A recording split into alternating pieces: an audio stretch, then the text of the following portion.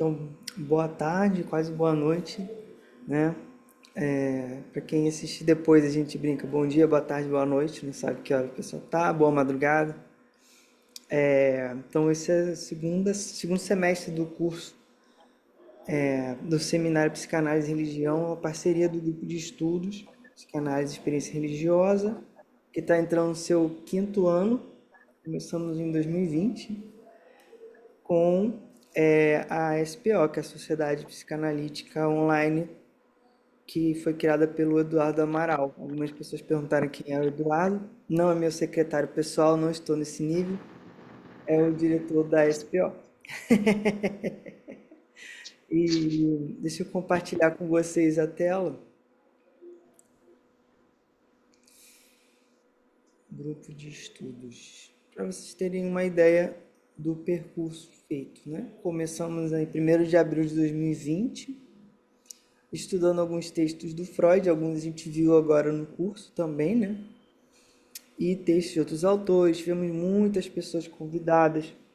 Eu vou colocar aqui no chat e no grupo o link do YouTube, porque tem muita conferência lá, inclusive da Karen, do Carlos Morano, são pessoas muito relevantes para a nossa área, né? Vale a pena assistir. Vou tirar um microfone aqui que estava aberto. Mandei então lá no WhatsApp o grupo, o YouTube.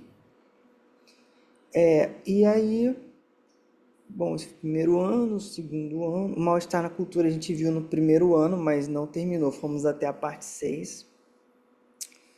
A Silvia que está aqui já falou pra gente sobre Bion. Terceiro ano, presença ilustre da Marina Silva, foi muito legal, esse não pôde ser gravado, que é uma pessoa politicamente exposta. Peraí que eu estou tentando ver o maior número de pessoas possível aqui. Aí foi no quarto ano então que a gente fez essa parceria, né, com a SPO. Começamos lá em 2 de agosto, né, com a introdução. Estudamos atos obsessivos e práticas religiosas, totem tabu. Antes aqui Leonardo da Vinci, uma lembrança de sua infância, que não é um texto sobre religião, mas tem um apontamento extremamente importante sobre desamparo e a crença. O Moisés Michelangelo. Aqui, vamos ver. Eu estou esquentando, gente. Aqui é sobre a transitoriedade. O Neurose Demoníaca, do século XVII, que foi bem interessante a discussão. Eu mandei lá no grupo o link mostrando o Santuário de Maria Tzel nas férias agora. Eu estava olhando e mandei para vocês, achei bem interessante ver como é que está lá a visita. Quem for na Áustria pode visitar, fiquei com vontade. Aqui então, o Futuro de uma Ilusão, né, que a gente também estudou. Peraí, tô tentando ver melhor aqui. Isso. Estudamos com mais calma, né, em 3 encontros. E 28 as duas são uma experiência religiosa, Dostoiévski e o parricídio, né? São textos extremamente pequenos, especialmente experiência religiosa, tem menos de 3 páginas. Contribuiu não só para o nosso nome do grupo, Psicanálise e Experiência Religiosa, mas ele como diz o Carlos Domingues, é um esboço de uma psicologia do ateísmo. E o Dostoiévski e o parricídio é a mesma coisa. São 2 exemplos de como o sujeito procura passar da crença para a descrença, mas falha. A emoção, o motivo inconsciente, o afeto do amor ao pai acaba vencendo. Nos 2 casos. Diferente do que o Freud esperava, né? Como ele tinha proposto em 27, isso talvez de algum modo contribui para as nuances que a gente vai ver no Mal-Estar na Cultura, né, onde ele cita o Goethe, o grande poeta alemão, dizendo que quem não tem a arte nem cultura, que tem a religião, algo dessa ordem. Então a gente viu já os capítulos 1 e 2. Eu conversei com o Eduardo para liberar pelo menos essas duas aulas para quem está chegando, porque quem entrou lá no começo de agosto, acompanhou, fez um pagamento que a gente dividiu, né, para a SPO e para o GPE. E quem está entrando na segunda parte, a gente botou um preço quase simbólico, só R$ 50 para a gente mobilizar. Alguém pode querer assistir essa parte. Aí eu estou conversando com o Eduardo se a gente consegue liberar pelo menos essa aqui, né? Enfim. Ou então alguma assinatura do que ficou gravado, a gente ainda vai definir. Também com vocês, a opinião de vocês, né? E hoje a gente retornaria o Mal-Estar na Cultura do ponto em que a gente parou. E aí, quem puder depois e quiser assiste a parte 1 e 2, porque são muito aprofundadas. No primeiro capítulo é sobre o sentimento oceânico e o debate com Romain Rolland, então exige um encontro inteiro. E o segundo foi bem interessante também, porque a gente falou das técnicas de vida que o Freud propõe. Então entra também uma referência a São Francisco de Assis, e também fizemos aí um encontro inteiro. E eu preparei esse esboço, aqui é uma proposta de cronograma. Qual que era a ideia? Tranquilidade. Eu estou fazendo greve de vida corrida e agitada. Estou, no momento, procurando um trabalho tranquilo, me formando em educação financeira, também além do pós-doutorado em filosofia e neurociência, e terminando a graduação em teologia. Então, eu preciso também de uma folga maior de tempo para poder fazer as coisas sem ficar ansioso, né? O mínimo possível. Então, eu pensei que a gente dedicasse cada encontro a uma parte do mal-estar. É claro que se ficar tedioso e a gente conseguir avançar, maravilha, é melhor avançar, né? Do que ficar com aquele sentimento de que não está dando conta. Eu acho que estou aprendendo que é mais produtivo psiquicamente isso, né? Adiantar do que ficar sentindo que está atrasado. Então a gente estudaria aí até a parte 10, a questão de uma Weltanschauung ou cosmovisão, né? Que o texto do Freud de 33, Weltanschauung, sim. E depois a gente terminaria com o Homem Moisés e a Religião Monoteísta, de 38 e 39. Vamos botar 39, que fecha realmente o texto. Aqui tem uma história super complexa, né? Publicação, quando Freud estava já fugido em Londres. Tem a questão dele com a Igreja Católica Romana, as hesitações do exílio. Tem uma questão com o padre Schmidt, que era diretor no Centro de Antropologia no Vaticano, que criticava. Eu consegui, gente, isso é uma das coisas mais legais da minha vida de pesquisador. Foi quando eu consegui com o Vaticano uma cópia do jornal que o padre Schmidt escreveu criticando Freud no L'Osservatore Romano, lá de Roma. Aí eu paguei 10 euros, eles fizeram antes de eu pagar, eles fizeram. Achei muito legal. Então são muitas coisas, mas a gente vai fazer uma versão menos aprofundada do Homem Moisés do que do Mal-Estar. Por quê? Apesar de ser um texto mais complicado. Porque eu conversei com o psicanalista Rodolfo Rufino, do Corpo Freudiano de São Paulo, que trabalha esse tema do judaísmo e Moisés há muito mais tempo que eu, nem se compara. Ele estudava com Alain de Dievaia por décadas. E eu combinei com ele da gente fazer um seminário sobre esse texto especificamente. Assim, mais ou menos uns 4 encontros. Então a gente poderia acabar de ver, né, no primeiro semestre, Freud e Religião, e começar com, no semestre seguinte, combinando com o Rodolfo as datas para a gente avançar, aí sim aprofundar no texto do Homem Moisés. Eu vou dar uma introdução em 3 aulas, né? E vou recomendar muita leitura, especialmente da Beth Fuchs. Eu já posso ir falando para quem quiser ir, né? A Beth Fuchs, A Vocação do Exílio. Esse é um dos mais importantes feito no Rio, né? Feito no Brasil. E aí tem um extremamente interessante que é o Moisés de Freud. Análise terminável e interminável, que é pelo Yerushalmi. Tô aquecendo a memória aqui. Tem outros, o Derrida escreveu Esquemal de Arquivo. A Rudinesco escreveu Retorno à Questão Judaica. Tem a Psicanálise da Circuncisão, que eu não li ainda. Circuncisão, do Trachtenberg. Moisés Trachtenberg. Hã? Moisés Trachtenberg foi meu supervisor. Ah, foi? É mesmo? Nossa, que legal, você vai poder falar com ele. Maravilha. Você já debateu com a Rudinesco lá, ela fez uma interpretação da sua Nossa, nem me música ao falha. vivo.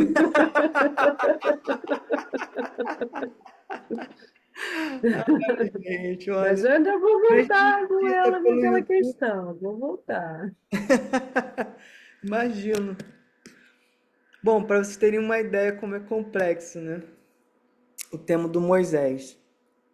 E aí a gente teria ainda a Janaína Bianchi, que eu procuro falar com ela desde o começo do grupo, minha amiga.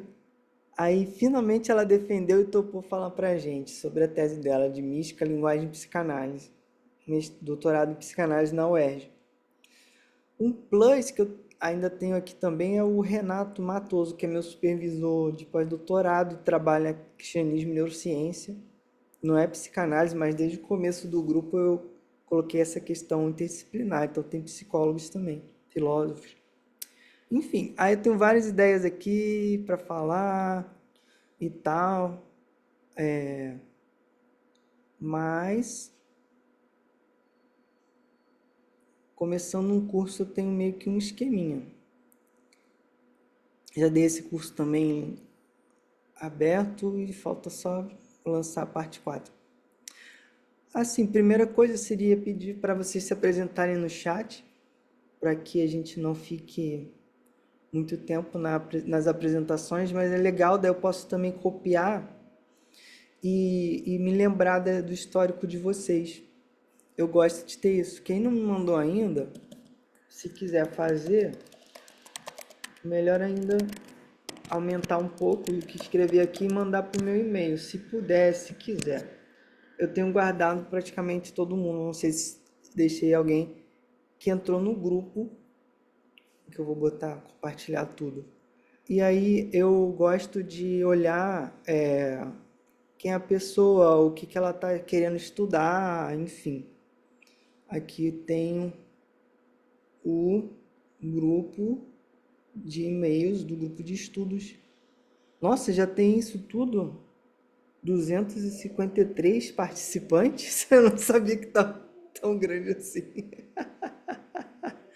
Mas daí eu posso clicar e, por exemplo, não vou mostrar, mas aí eu vou ver aqui o e-mail que o Leandro me mandou. Leandro Azevedo, vamos ver. Não achei de cara, acho que foi pelo Instagram. Mas eu procuro aqui e eu consigo encontrar. Aí eu lembro de quem é a Renata. E, enfim, se puder, eu agradeço, porque eu acho bem legal ter um registro das pessoas. Eu gosto que, se possível, as pessoas fiquem com a câmera aberta. Se não der, não tem problema nenhum. É porque me ajuda, né? A comunicação. É muito ruim ficar falando vendo uma tela preta, né? Também Isso aqui eu escrevi porque tinha gente que tirava foto e divulgava nas redes sociais sem me falar nada, e eu pensei e falei, tudo bem, não tem problema. Pode tirar foto, pode marcar e tal. E se alguém não. Mas pega, ô Opa! Bruno, mas pede para pegar o nosso melhor ângulo, né? Pelo menos isso. Se tiver alguém que não quer sair, aí me fala e fica de câmera fechada. No Instagram, esse aqui. Ah, já vou até deixar marcado aqui. É bom cada vez que eu vou refazendo os arquivos, vai melhorando, né? O link para os cursos anteriores. Assim, não tenho problema nenhum de mandar para vocês. Eu apaguei. Eu tinha um link com as gravações, né? Agora eu não tenho mais. Eu apaguei do Drive para diminuir espaço. Eu tenho alguns só guardados. A única coisa necessária é o desejo de conhecer um pouco mais sobre a complexa história de encontros e desencontros entre a clínica psicanalítica e a experiência religiosa. Eu vou recomendar aqui, para quem está chegando e talvez não está muito situado, né, na área, uma resenha que eu fiz do livro do Padre Ricardo. História de encontros e desencontros. Vou mandar lá no grupo também.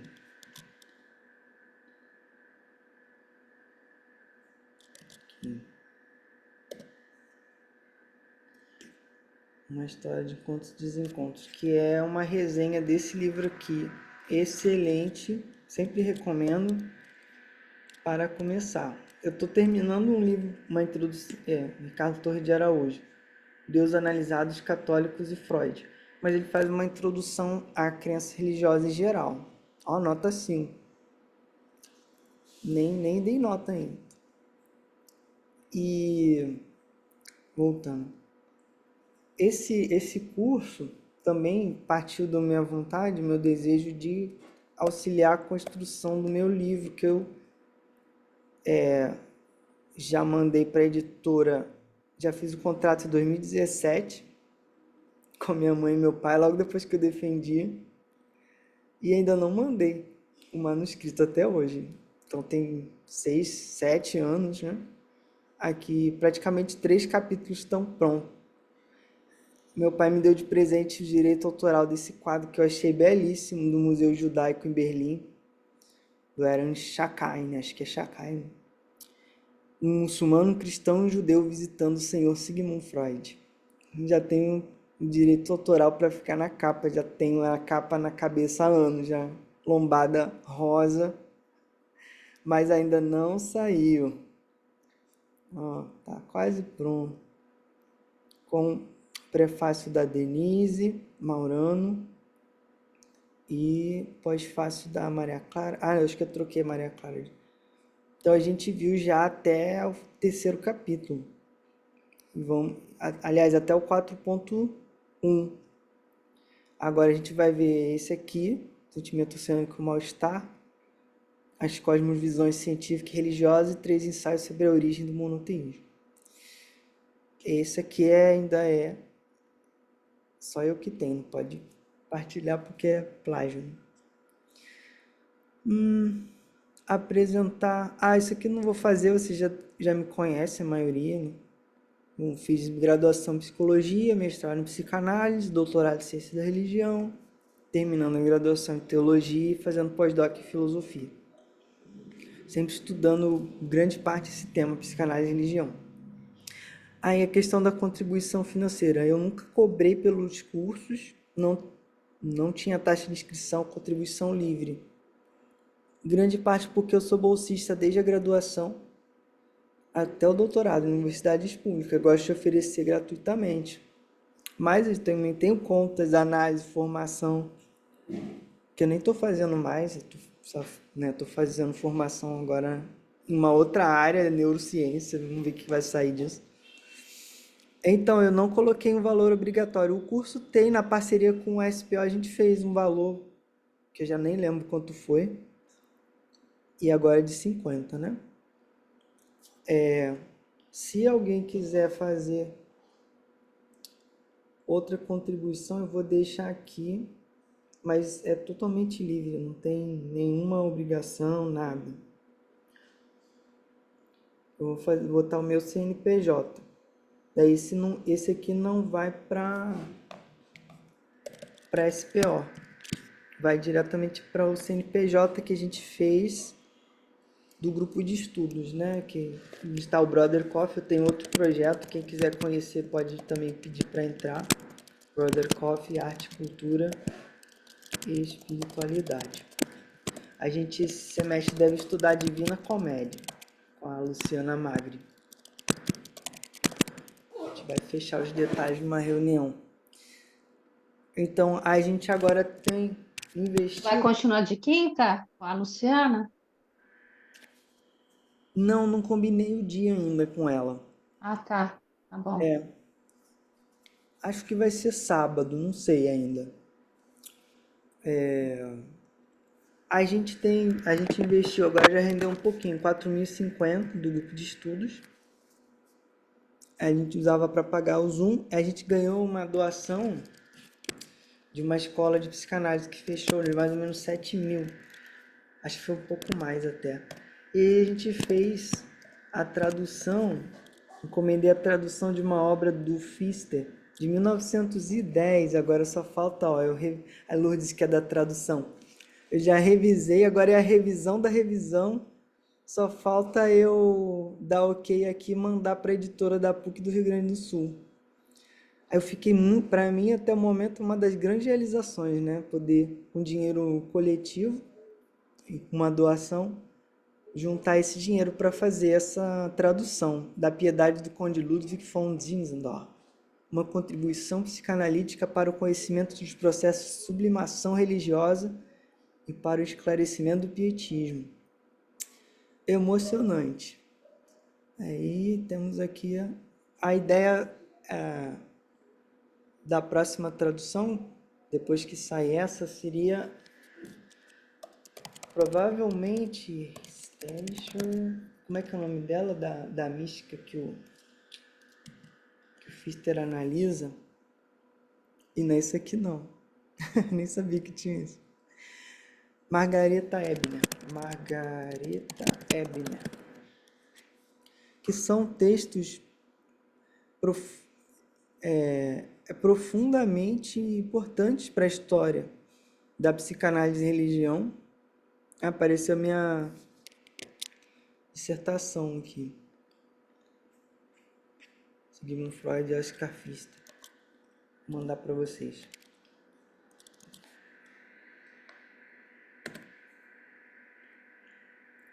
E tem a tese também, né? Angústia e amor na teologia e na psicanálise. Oscar Pfister enquanto interlocutor de Sigmund Freud. Ó, tem tudo aqui.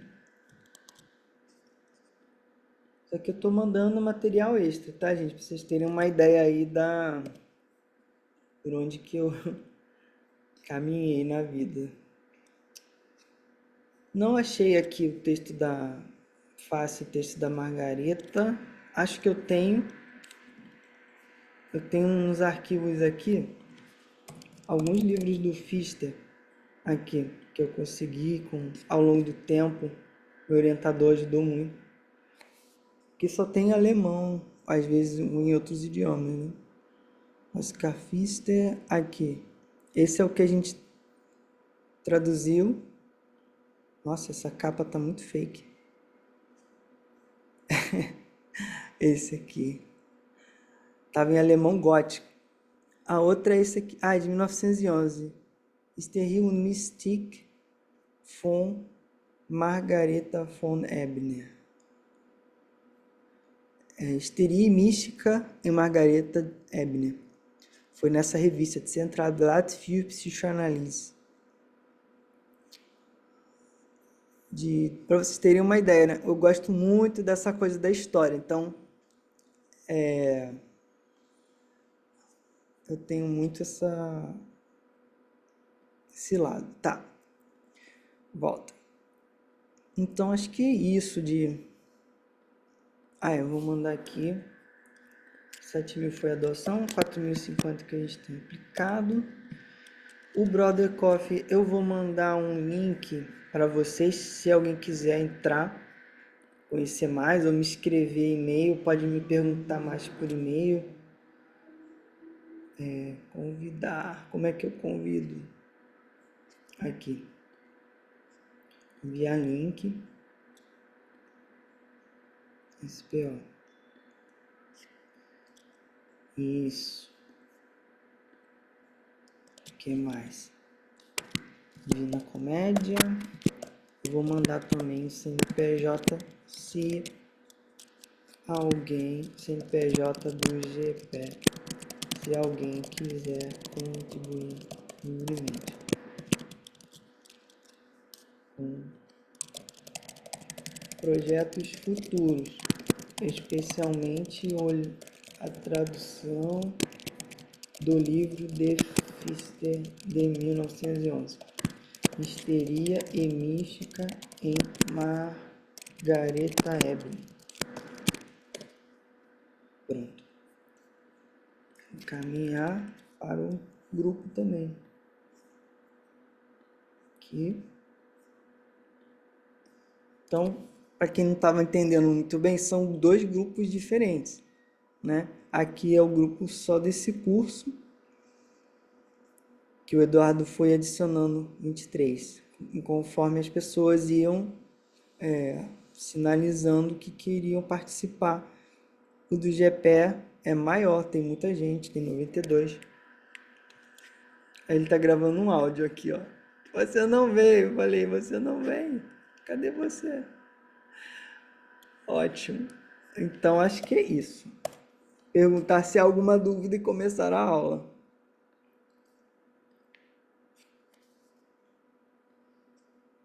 Vou ver o chat também.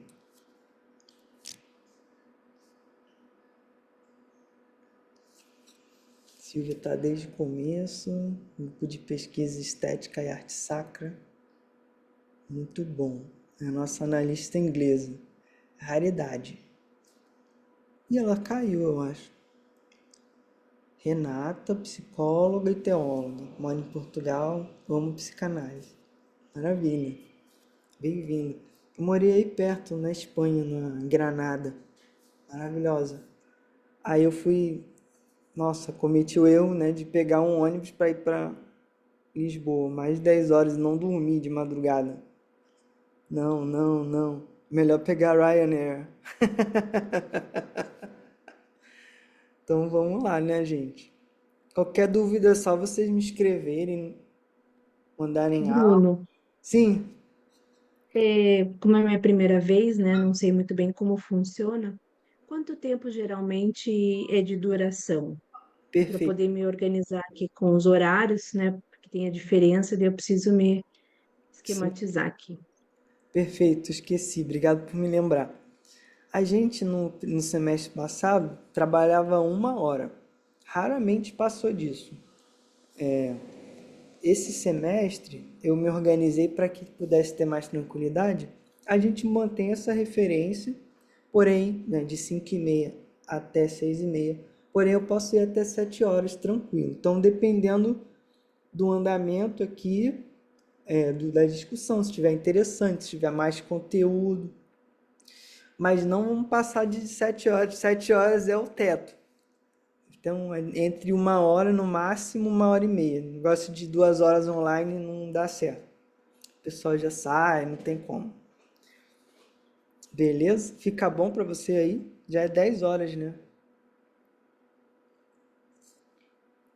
Também, se vocês acharem melhor, eu posso também mais cedo, não tem problema. Eu mantive o da outra semana, do outro semestre, para facilitar, porque é bem confuso, né? Conseguir um horário para a maioria das pessoas. Aí vocês me escrevem aí. Compartilhar a tela. Aqui também, gente, ó, é material inédito, não foi publicado, então vamos pedir para não divulgar. A gente trabalhou aqui um sentimento oceânico, a correspondência do Freud com Romain Rolland, que aliás ainda não li a versão nova que o Vermorel publicou recentemente. Chegou para mim quando eu morava em Granada, 2020, mas eu não... é em francês, só tem em francês. Eu queria fazer uma resenha dela se eu conseguisse esse ano. Freud e Rolland. Depois... não, aqui. Capítulo 2. Busca da felicidade e técnicas de vida. Gostei muito dessa parte de conversar com vocês. Foi onde a gente parou. Estão vendo que o arquivo ainda está para editar, né? Eu vou trabalhar nele ao longo dos nossos encontros. Eu vou ajustando, que só falta esse e o Homem Moisés. Então, parte 3. O Freud então vai se debruçar sobre os desconfortos da vida na civilização. Em inglês é assim, né? Civilization and its discontents. Tá certo, Lourdes? Lourdes é tradutora do inglês para o português, maravilhosa. Psicanalista difícil falar inglês. Ela traduziu meu artigo com a Denise, ainda não mandei para uma revista, mas esse ano vai sair. Lacan and Mysticism. Então, na ótica do Freud, o sofrimento pior de todos é dos relacionamentos. É intolerável, porque ele aparentemente poderia ser evitado, né? Mas há algo nele de constitucional. Então, algumas pessoas se revoltam contra a cultura, que é justamente quem protege das outras duas fontes de sofrimento. Não lembro se a gente viu, que era natureza, o corpo, acho que primeiro é a natureza, e corpo, né? O corpo pode se degradar, pode... Caducidade, né? Acho que é essa Exatamente. expressão que ele fala. Exatamente. A força da natureza, né? E a debilidade do corpo. São duas grandes fontes de sofrimento. E a terceira é o nosso relacionamento com as outras pessoas. E aí ele faz uma associação interessante que nos interessa, que é o avanço do cristianismo na antiguidade. Olha só. Um fator desse tipo hostil à civilização já devia estar em ação na vitória do cristianismo sobre as religiões pagãs, de uma vez que se achava intimamente relacionada à baixa estima dada à vida terrena pela doutrina cristã. Aqui a gente tem uma questão, para mim sempre é uma questão quando eu leio Freud, né? Sobre essa degradação da vida terrena, que historicamente é fato, né? Que aconteceu isso, embora não fosse essa mensagem original, judaico-cristã. Se deu talvez mais no encontro com o platonismo. Até recentemente eu pensava isso, que a ideia do corpo ser ruim em relação à alma, ser inferior, seria uma influência platônica, em detrimento da herança da parte judaica. Mais recentemente, que eu comecei a estudar o Platão mesmo, com os platonistas, né? Eu estou alocado no núcleo de filosofia antiga da PUC-Rio. Meu supervisor especialista em Platão, eles discutem em grego, o texto grego e tal, né? Não falando grego, né? O texto grego do Platão. Então, realmente, muitos especialistas. E aí ele me falou que essa ideia de que o Platão era dualista está sendo muito questionada. Os platonistas estão percebendo, descobrindo que essa coisa do corpo ruim, alma boa, ela não é diretamente do Platão, mas talvez dos neoplatônicos, que foram lendo a obra do Platão. Então, Enfim, digressão filosófica para dizer que essa baixa estima à vida terrena, hoje em dia é extremamente questionada pela teologia cristã, pelas doutrinas, né? Das várias, eu gosto de igrejas, meu professor falava, Abimar, os endereços eclesiais. Acho muito chique. O seu próprio pertence ao seu endereço eclesial. Então, isso aqui é bem legal, veja, o texto, por que Freud está falando do mal-estar na cultura? Se ele é um clínico, ele descobre que a neurose vem justamente essa estrutura da inserção do sujeito na cultura, a impossibilidade de tolerar a frustração imposta pela sociedade a serviço dos seus ideais. Então, ele coloca, por um lado, a sociedade poderia diminuir essas exigências, não esperar tanto dos cidadãos, né? Considerar que os cidadãos são falhos, não são, nem sempre correspondem ao que a lei espera deles. E, por outro lado, essa mesma civilização possibilita avanços de ordem técnica e científica, que é capaz até, veja isso, que em 1930, recriar seus órgãos motores e sensoriais, né? Então, na época, os exemplos do Freud são, tipo, falar com o filho que está na guerra, ao telefone, numa distância absurda, algo assim, não me lembro exatamente. Mas não era fácil falar à distância, e hoje a gente clica lá, faz videochamada. Enfim, a nanotecnologia, biotecnologia está inventando maneiras, não sei onde que eu vi isso, se foi na filosofia da tecnologia ou se foi na biologia evolutiva. Maneiras de ter uma máquina que reconhece o DNA e reproduz um órgão exatamente específico para aquele organismo, para aquela pessoa, para aquele corpo, para substituir um órgão que tenha desenvolvido câncer, por exemplo.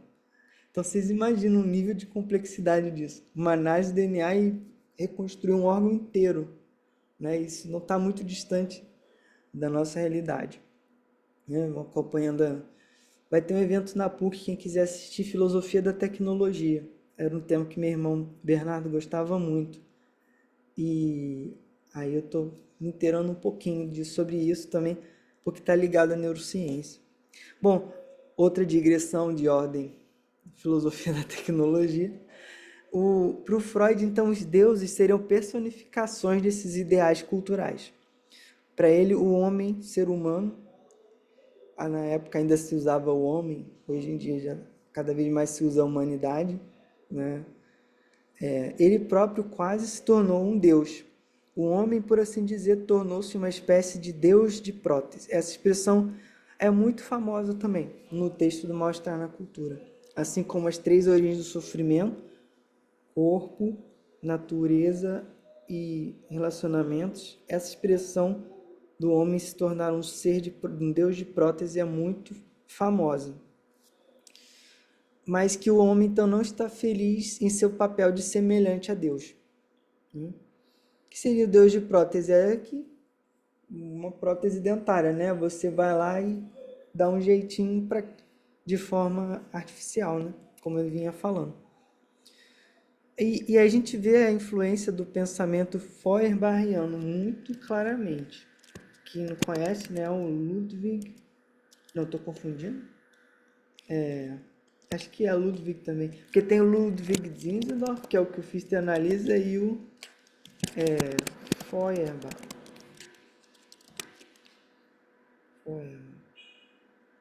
Que foi um filósofo que influenciou muito Freud. A gente já falou sobre ele no semestre passado. E você pode encontrar referências a ele nas cartas entre Sigmund Freud e... Gente, minha memória, 3 meses de férias. Eduard Zilberstein, que era um amigo dele do colégio. Na adolescência, eles trocavam cartas por 10 anos. E lá, curiosidades aleatórias, eles falam dos cães que eles criaram lá não me lembro se era uma figurinha, alguma coisa, e eles falavam espanhol, conversavam em espanhol só para poder ler o Cervantes, o Dom Quixote. E nisso tem um quadrinho que tem muito a ver com a ideia de associação livre, que o Freud, um pesquisador, já vi comentando sobre isso.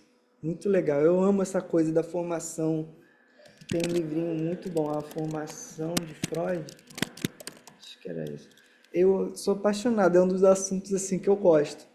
Ver como que ele tem elementos do romantismo, do iluminismo, de vários países diferentes, né? Culturas, literaturas, teatro, biologia, e ainda assim criou algo novo, né? A partir do que existia. Bom, a cultura então reverencia os ideais de beleza, limpeza e ordem, e que não necessariamente tem a ver com a utilidade prática. A limpeza evita doenças, a ordem evita acidentes, etc. Mas tem um valor para além da utilidade prática. Esse alto valor também está ligado, então, à intelectualidade, aspecto que se encontra vinculado à religião, né? Em primeiro lugar, se encontram os sistemas religiosos, depois as especulações da filosofia, né? Ideais a respeito da perfeição dos indivíduos, dos povos, da humanidade, e as exigências para estar à altura, porque isso cobra um preço, estar à altura desses ideais. Bom, isso aqui a gente vê muito Feuerbach, que eu falei, né?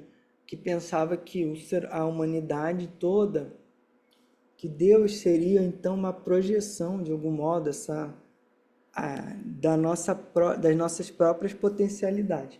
Como se a humanidade inteira, enquanto espécie, se a gente juntasse, vamos dizer assim, o intelecto de todo mundo, o afeto de todo mundo, seria capaz de quase que um poder ilimitado, quase que um amor ilimitado, etc. E ele propõe que a teologia deveria dar lugar à antropologia, para que esses ideais fossem assumidos pelo ser humano como sua própria produção. E aí ele vai influenciar os grandes mestres da suspeita, Marx, Freud e Nietzsche. Ele é anterior a tudo isso. Ele começa a questionar, vindo da teologia, né? Então, até hoje, muitas pessoas seguem essa linha por via de outros filósofos, e muitos, a teologia, particularmente no giro antropológico do século XX, no campo católico, especialmente com Karl Rahner, jesuíta, e no campo protestante, especialmente Paul Tillich, que assumem essa crítica, dizendo realmente a gente vê Deus somente enquanto humano. Tudo que a gente fala sobre Deus é enquanto ser humano. O Karl Rahner até resgata a noção patrística do ouvinte da palavra. A patrística é o padres, são os cristãos lá do século IV, V, não necessariamente padres ordenados. E então a teologia atual, embora muita gente não compreenda isso ainda, assimilou boa parte dessa crítica de Feuerbach, de Marx, especialmente de Nietzsche um pouco mais e de Freud pouco. Essa ideia do Carlos Domingues no livro Teologia e Psicoanálise, que ele tem razão, que a teologia ela passou pouco por Freud, ficou mais a partir da leitura de Paul Ricoeur, dos mestres da suspeita, mas quando ele junta Marx, Freud e Nietzsche, acaba perdendo a potência da crítica a partir da hipótese do inconsciente. E essa que é a tese do Ricardo Torre, concorda com o Carlos Domingues, né? O pensamento de Freud, a psicanálise, é a maior crítica à religião. Essa hipótese do Carlos Domingues, o Ricardo concorda também. É maior do que o marxismo, é maior do que o niilismo, porque ela coloca em xeque o próprio fundamento da crença no nosso inconsciente, né? A própria origem da ideia de Deus, questionando se ela não seria derivada. O Feuerbach fala Freud. O Feuerbach fala dessas habilidades, né, humanas que estariam aí em desuso. E o Freud, mais ainda, fala que essas ideias religiosas estão ligadas ao complexo de Édipo. Isso é algo que eu vou propor no livro. É uma hipótese, eu ainda não vi isso em lugar nenhum. Pode ser que tenha, mas eu não vi.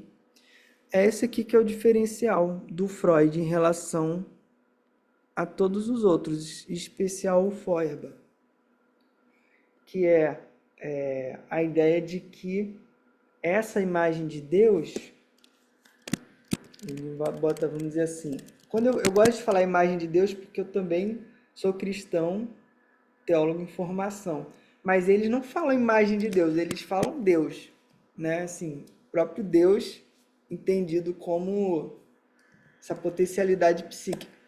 Eu é que, na minha cabeça também teológica, eu leio que são as imagens de Deus. Isso é uma diferenciação que eu aprendi com os teólogos e psicanalistas, né? As imagens de Deus e estariam ligadas, então, ao potencial humano. Qual a diferença do Freud? Ele diz, a gente viu no Futuro de uma Ilusão, que ele diz, eu não disse nada de novo que outros já não disseram melhor que eu, a não ser uma coisa. Ele está falando da ilusão. Ele não diz exatamente todas as palavras, que essa uma coisa, que a ilusão, na verdade, é um desejo inconsciente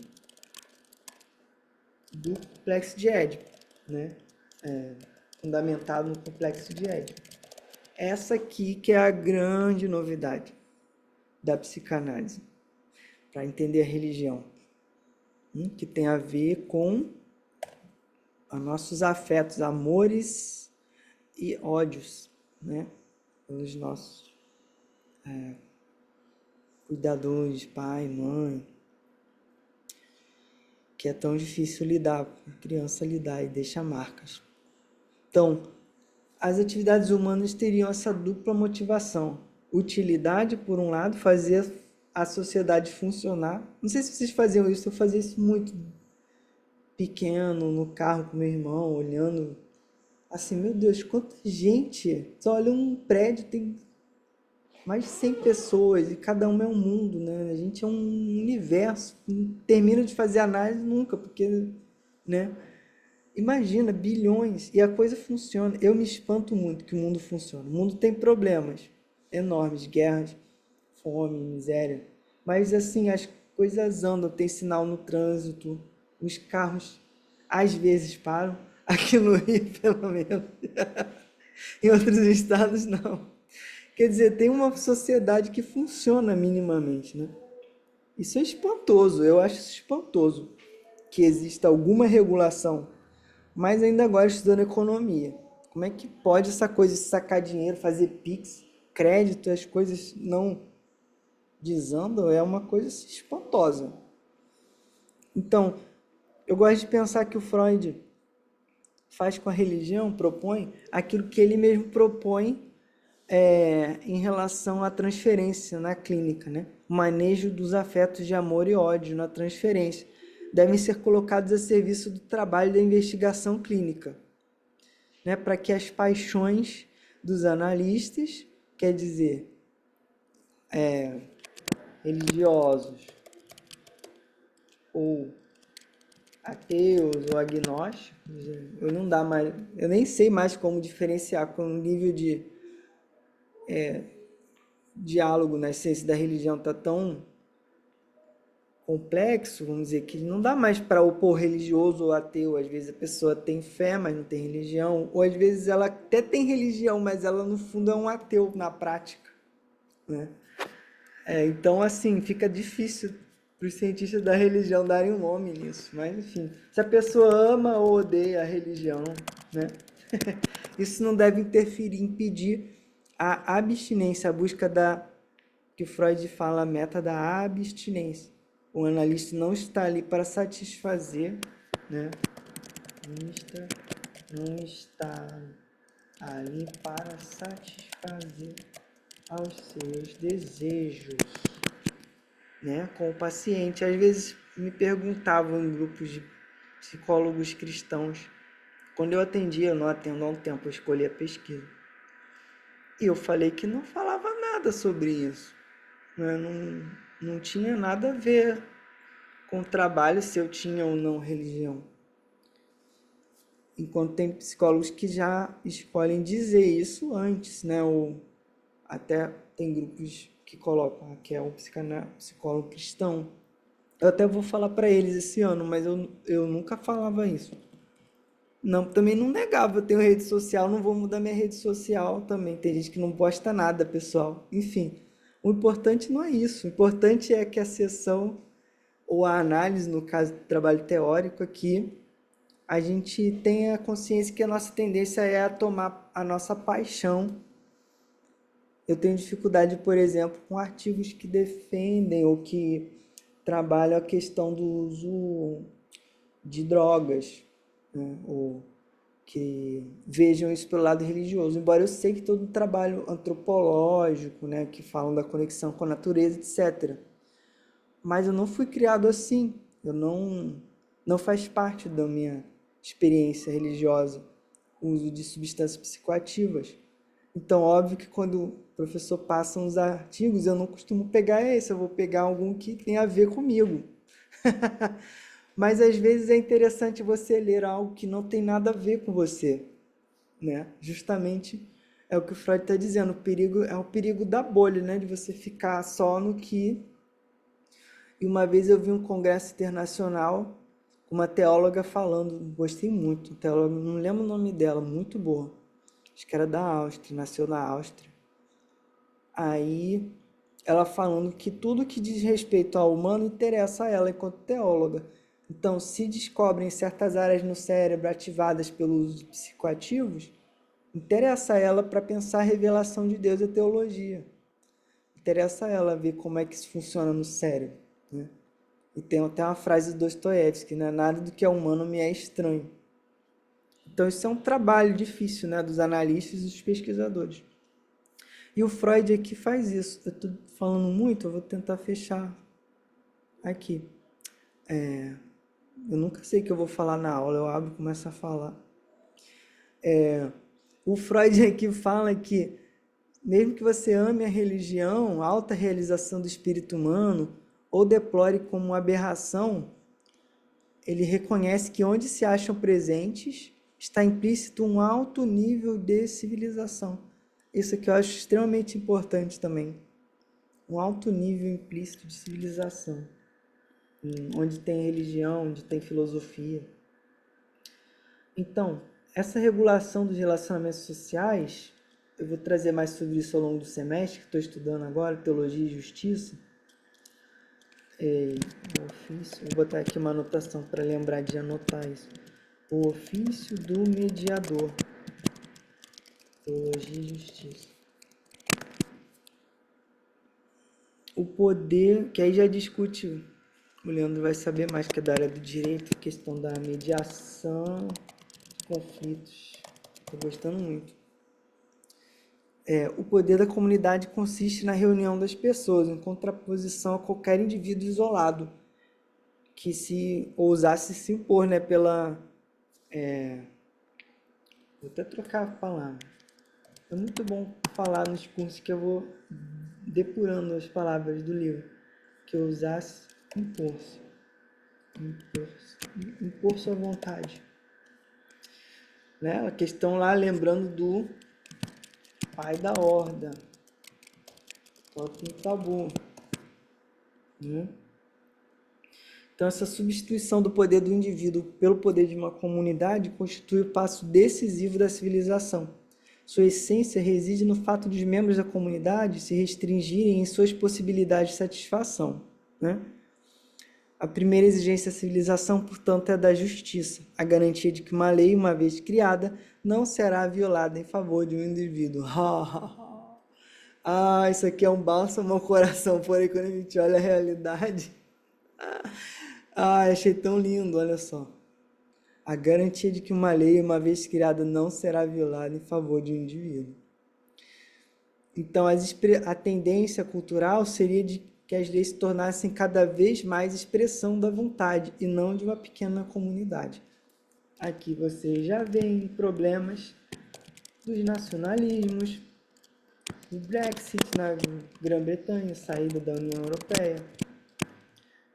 E por aí vai, né? Onde agora em Portugal eu estava vendo, eu pela primeira vez iria votar em Portugal, chegou o papelzinho para votar e eu não fazia ideia, né, de quem votar. Eu falei, gente, eu vou me abster porque realmente... E parece que ganhou aí de novo um movimento de direita, porém que reforça a extrema-direita. E é um movimento atual no mundo, né? Um movimento de... Como é que eu vou dizer? Empuxo à extrema-direita. Eu que sempre me considerei de centro, eu me vi empurrado para centro-esquerda, né? Também pela opção preferencial pelos pobres e tal. Mas eu não tenho CRP ativo, mas se eu tivesse, isso me impede de induzir alguém. Isso é importante para quem atende. Protege o paciente no sentido de se impor partido, né? Enfim, religiões, etc. Eu só estou partilhando aqui para pensar com o Freud. Então, a comunidade, quando está em estado de extremismo, e aí tanto faz de direita ou de esquerda, embora eu acho que isso cada vez faz menos sentido, mas enfim, a gente ainda usa essas categorias, se comporta como um indivíduo violento, né? Tipo assim, Brasil, Brasil, não quero saber de los hermanos. Tipo, se colocar como um nacionalismo extremo, se comporta como um indivíduo, um ego violento frente a outros grupos. Ao contrário, a civilização caminha no sentido do estatuto em que todos devem compartilhar do sacrifício de uma parcela das pulsões, com exceção dos psicopatas, os que se mostram incapazes de conviver em comunidade. Por isso que a gente tem restrições à liberdade. Por outro lado, a gente sempre quer uma reivindicação por liberdade individual. E aí fica essa dinâmica permanente, encontrar uma acomodação conveniente, que traga felicidade, né, entre indivíduo e coletivo. Aqui, eu não me lembro qual é a parte do texto que o Freud fala da comparação de Schopenhauer, dos porcos espinhos. Vocês se lembram dessa parte? Vocês se lembram? A proximidade humana é como um dos porcos espinhos. Vocês, no frio, porcos espinhos no frio, eles tentam se aproximar um do outro para poder se aquecerem, porém, quando se aproxima, aí as agulhas de um começam né, atrapalhar o outro. Então, é como a gente, né? A gente gosta de estar junto, mas basta, às vezes, um pouquinho de tempo junto e daí você já se sente incomodado, porque o outro faz um comentário que você não gosta, porque começa, será que ele falou isso por causa daquilo? Então é isso. Esse é o mal-estar na cultura, né? Em termos ainda totalmente, assim, amplos, metapsicológicos, mas assim, muito na carne mesmo, muito claro, né? E aí o Freud vai terminando fazendo uma comparação bem legal entre o processo civilizatório e a evolução libidinal do indivíduo, destacando 3 fatores: a formação dos traços de caráter, a sublimação e a renúncia pulsional. Então, o primeiro são os traços de caráter, que se formam a partir do substrato pulsional. Isso já está lá, acho que nos 3 ensaios. Eu fiz uma nota aqui para eu pesquisar onde está isso. Nos 3 ensaios eu acho que isso aparece. E tem um texto específico sobre o caráter e erotismo anal, de 1908. em que ele trabalha os 3 ensaios sobre a teoria da sexualidade, em que ele trabalha a questão das... isso virou até em inglês uma expressão, né? A pessoa que tem um caráter anal. Aqui não é comum, mas já vi até em série dos Estados Unidos. Que é a pessoa que teria tido uma conexão muito forte com as fezes, né? Que é comum lá pelos 5 anos. Eu vi meus irmãos mais novos passando por isso claramente.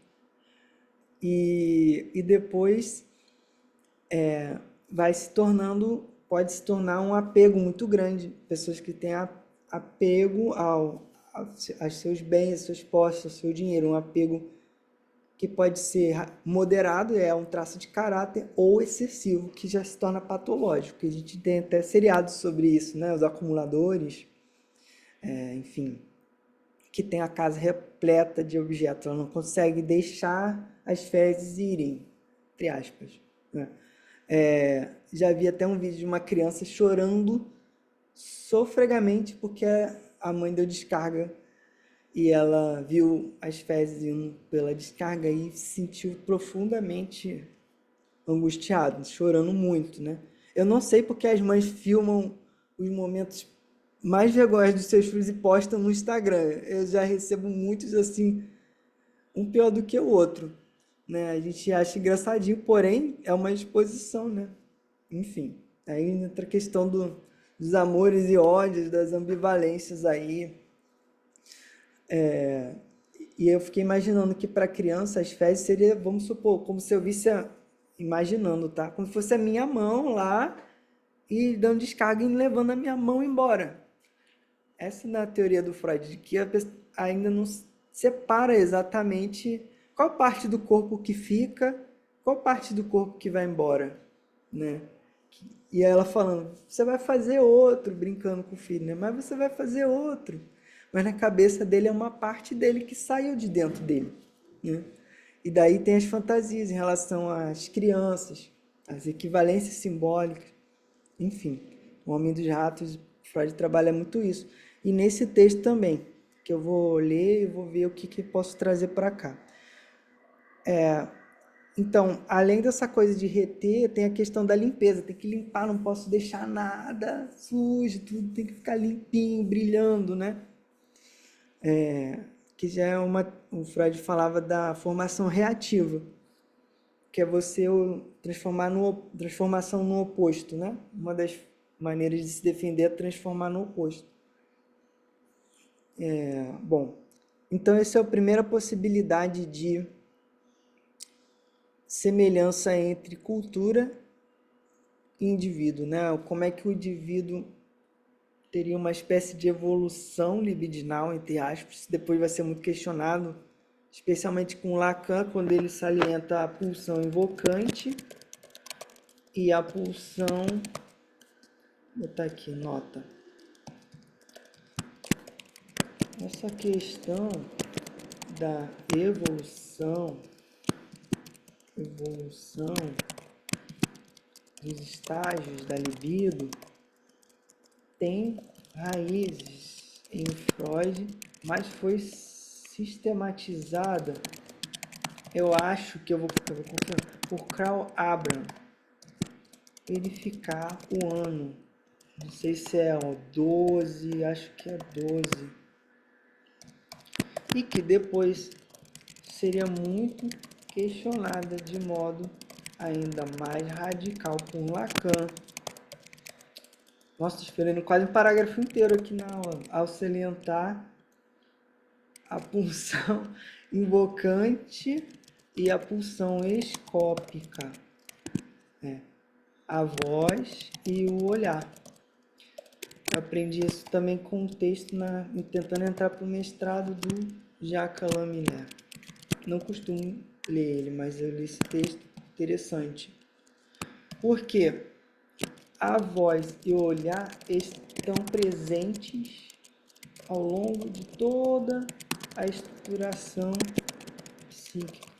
Quer dizer, diferente dos estágios, chamados estágios, que a gente Nossa, sabe aquelas aulas, desculpa, tô lembrando, aquelas aulas de graduação que a professora vem e dá em uma aula que é a psicanálise, você sai assim, tipo, uau, a psicanálise é isso, tipo assim, tá tudo explicado, não tem mais nada, né? Aí vem certinho lá, oral, anal, genital, fálica, daí você vai fazer uma formação mais aprofundada e ver que, ora bolas, isso daí é muito pouco, quase nada, né? Então isso aqui hoje é muito criticado. Já era, no próprio Freud a gente já vê, mas enfim. De todo modo, eu acho legal que o Freud destaque a questão dos traços de caráter, formados até inconscientemente desde bem pequeno. Por que que eu acho legal? Aí eu não sei, eu vou ter que encontrar uma resposta aqui. Porque acho legal os traços de caráter. Bom, primeiro porque isso ajuda a gente a falar de predisposições de cada sujeito.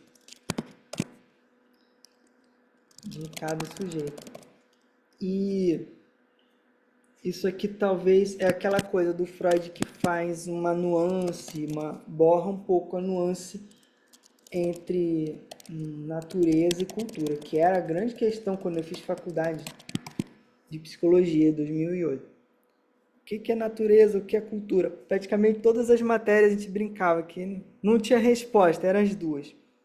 Os traços de caráter se baseiam, Freud usa esse conceito de apoio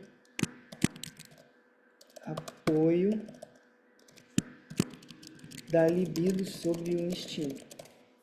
Então, para ele, o instinto teria uma origem biológica, porém haveria um apoio da libido, de algum modo, que desviaria no ser humano.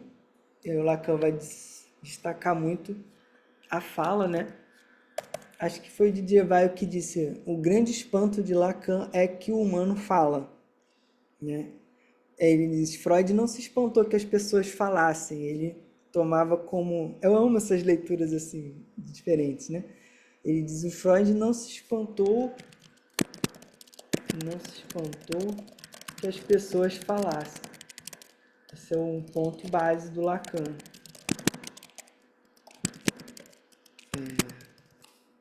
Muito legal. Enfim, vamos em frente. Sublimação. Esse tema aqui, gente, valeria sei lá, um ano, uma vida, né, de pesquisa, porque é um grande enigma da psicanálise aí, né? Tem livros e livros. Eu li esse livrinho aqui que é bem simples, na verdade, é muito básico, da coleção Passo a Passo. Eu quero muito ler esse aqui, ele só tem em francês. A Psicanálise, a Prova da Sublimação, acho que é esse o nome, que é de um psicólogo da religião, acho que é aquele belga. Agora eu não lembro se é Denis Vass, eu não lembro se é Denis Vass, se é de um outro padre que assistiu o seminário do Lacan. Então, a sublimação é o que possibilitaria as atividades científicas, artísticas e intelectuais. Daí eu vou deixar em aberto aqui, porque a gente vai ver isso depois no Moisés e o Monoteísmo. Tem uma seção sobre o triunfo do intelectual, da intelectualidade nos judeus, que pode... Geisteskeit, eu acho. Que pode ser traduzido tanto espiritualidade quanto intelectualidade. E aí fica essa discussão bem interessante para a gente vai ver depois. Terceiro lugar, a renúncia pulsional, que ele vai falar muito também em 39. Porque estar na cultura pressupõe uma não satisfação, uma certa frustração cultural nos relacionamentos sociais. E gera essa hostilidade. A gente sabe que o Freud fala isso, quando eu me dei conta disso na análise, foi extremamente interessante. A agressividade, não sei se pode falar assim, eu vou falar assim, inversamente proporcional ao sentimento de culpa. Quer dizer, o organismo que não expressa agressividade, mesmo que de maneira ponderada e pensada, e etc., né? Ele pode incorporar contra o seu próprio eu, essa mesmo quantum. O Freud falava em termos energéticos mais, né? Depois vai se mudar bastante, mas vamos dizer assim, essa energia da agressividade, se você não expressa para o outro que está te incomodando, ainda que de maneira tranquila, você pode ficar remoendo aquilo, se culpar, enfim. É bem complexo, né? Isso aqui é sentimento de culpa, a gente sabe, é um dos grandes mobilizadores para análise. Por isso que o Freud diz que essa renúncia, essa frustração traz consequências para a saúde psíquica e tem que ser economicamente compensada, pois do contrário pode desencadear o quê? Eu tinha uma palavra aqui que eu paguei sem querer. Patologias, né? Vamos ver, depois eu olho. A gente vai ver isso depois. Bom, passei do tempo, também meia hora foi para explicar, enfim, o funcionamento do curso, né? Então aí foi menos de 50 minutos, né? A aula mesmo. É o momento de abrir a palavra para alguém que quiser falar, perguntar, criticar. E aí depois a gente se despede.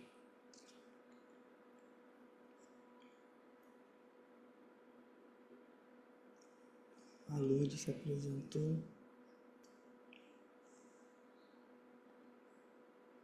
Professora de tradução.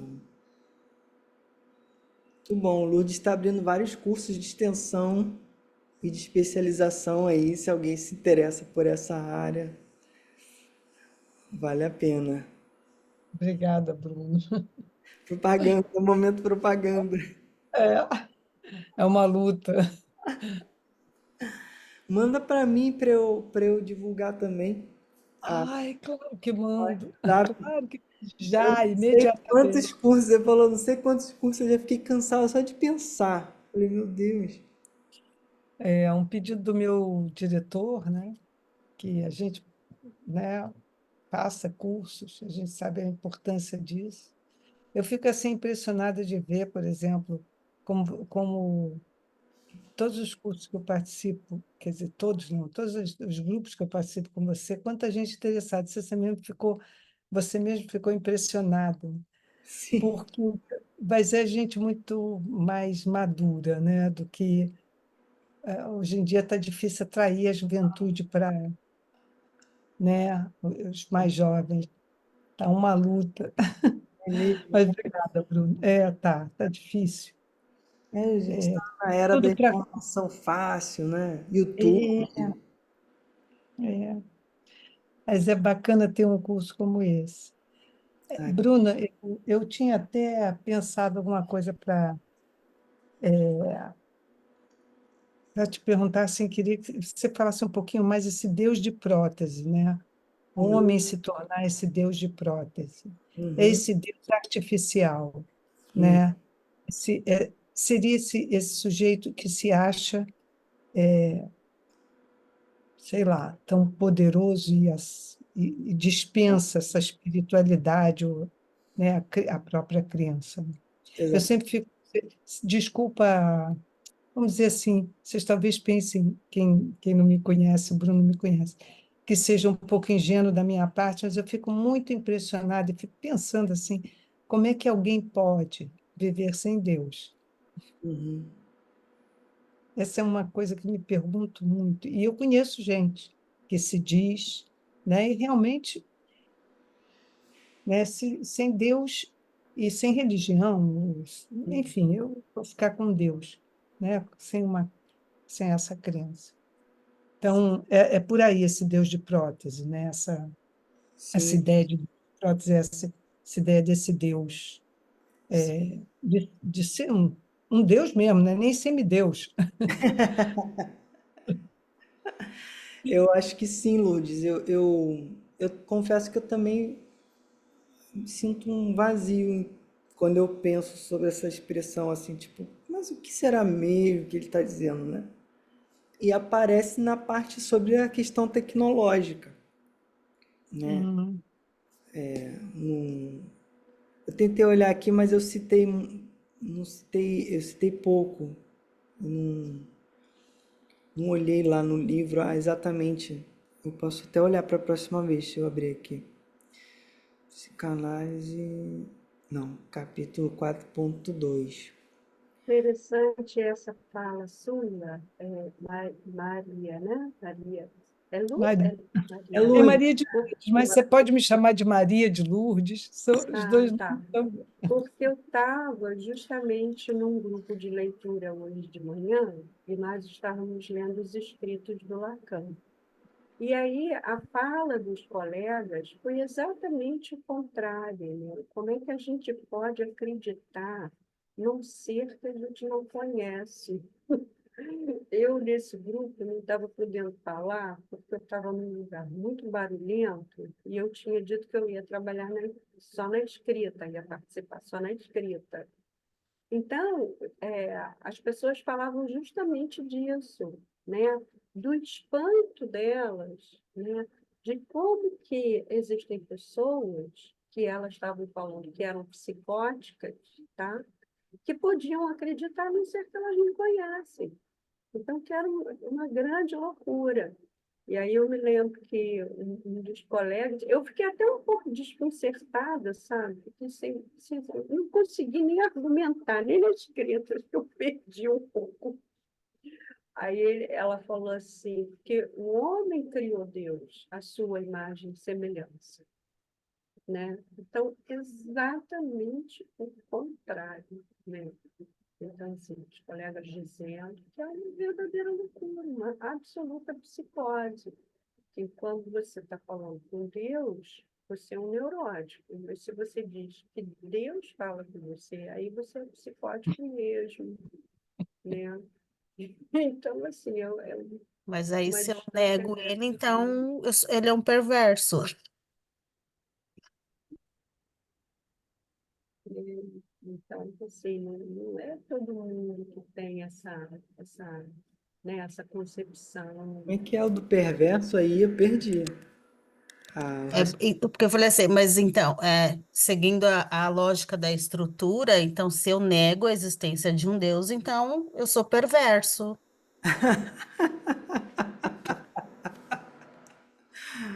Olha, o que me consola é que eu não estou sozinha na minha neurose, na minha psicose, né? Eu tenho aqui bastante gente comigo. pensando no perverso, nega a castração do outro. Então, sei lá, gente. Ó, Esse outro Deus acho que todo-poderoso, não é, castrado, né? exato. Eu acho que tem, É. assim, questão das estruturas. Eu acho que tem fiel e descrente em todas as estruturas. Não tem nada a ver, né? Eu acho bem simplista esse tipo de raciocínio, assim. Pensar que é aquela estrutura, então a pessoa é isso ou é aquilo, né? Assim É, como existe na filosofia da religião, tem inúmeros pensadores argumentando racionalmente em prol da existência de Deus e inúmeros sujeitos argumentando em prol da não existência de Deus. Não tem um consenso, na filosofia não tem consenso em praticamente nada, né? Então, olhando pela razão humana, tem argumentos dos dois lados. Eu tenho até uma coleção são dois livros. Um é 10 provas da existência de Deus, outro é 10 provas da inexistência de Deus, de acordo com certos pensadores, né? Então, eu acho que o espanto da Lourdes é bem interessante, né? Eu também tive mais. Hoje em dia isso diminuiu muito, estudando teologia e ciência da religião, análise. Mas eu tinha muito esse incômodo. Como é que pode? A pessoa se sustenta em quê, né? Tipo, como é que ela levanta exato. para fazer as coisas? Esses professores aqui, eles só querem o quê? Lattes? Por que que eles fazem isso? Por que que eles atendem os outros? Por quê? Por que que é pelo dinheiro, é pelo poder, é pelo quê? Desejo de saber, mas assim, É. E, para sobretudo, mim isso era muito pouco. é, nos momentos piores que a gente passa, né, na vida, eu fico olhando essas pessoas onde elas se agarram, né? É, exatamente. E aí o Freud era o contrário, né? Mais como A Ele se Cláudia agarrava na falou. ciência. Eu até coloquei o espanto de Freud frente às religiões. Eu vou terminar com essa referência. Eu falei que eu amo coisinhas da vida do Freud. Eu tenho o livro ai meu Deus, a pessoa que trabalhava lá na casa dele, né, deu entrevista e tem um livro, Dia a Dia com a Família Freud. Eu coleciono esses livrinhos da vida do Freud, que eu acho que ajuda muito a entender certas coisas. Fofoca, hein? Não é fofoca, não. É pesquisa. Tá. Tipo a Rodinesco lá, historiadora, biógrafa. Mas é muito interessante. Tem um lugar que eu li que uma vez o Freud, criança, foi falar com a mãe, assim, mãe, eu escutei na escola que nós viemos do barro, mas isso não é possível, que Deus tenha nos criado do barro. Aí a mãe dele teria feito assim com as mãos e mostrou esse tecido. Foi ele, acho que É. ele próprio fala isso na autoanálise dele, na interpretação do sonho. E mostrou que a pele saía, assim, né? A epiderme. Aí Freud ficou espantado. Ficou assim, tipo, como assim, né? A mamãe mostrou aqui que viemos do barro. Quer dizer, o corpo pode... Sei lá o que ele pensou, né? Mas impactou. E aí eu brinco que esse é o espanto de Freud frente às religiões, né? Essa criança assombrada, a gente sabe, ele mostrou que a criança é o futuro cientista, né? A curiosidade infantil, da sexualidade infantil, pode ser sublimada, uma das vias é pela ciência. Então, é isso. Na próxima vez vamos falar do capítulo 4. Quando o Edu me responder, eu mando lá uns capítulos 1 e 2. Espero que vocês tenham gostado. Reações sempre bem-vindas. Beleza? Tá ótimo. Beleza, tá ótimo. Super legal. Maravilha. A gente ver vocês conhecer tudo. Muito bom. Então nos vemos. Obrigada, Bruno. Até a próxima semana. Obrigado, Lilian. Até semana que Tchau, vem. boa noite, Boa gente. noite. Valeu, Bruno. Valeu, Leandro.